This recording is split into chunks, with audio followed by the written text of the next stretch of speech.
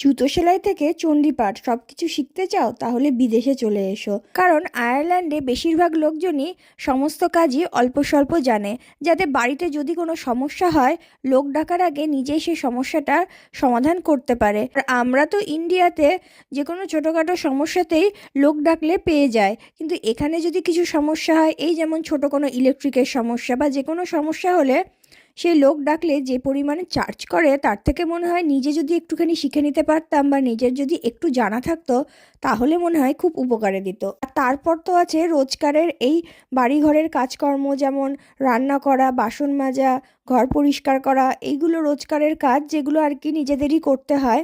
ক্লিনিংয়ের লোক পাওয়া যায়, কিন্তু তারা আমাদের ইন্ডিয়ার মতো প্রত্যেক দিন দুবেলা করে রান্না করতে বা ক্লিন করতে আসবে না। সে হয়তো একদিন বা সপ্তাহে দুদিন ক্লিন করতে আসলো।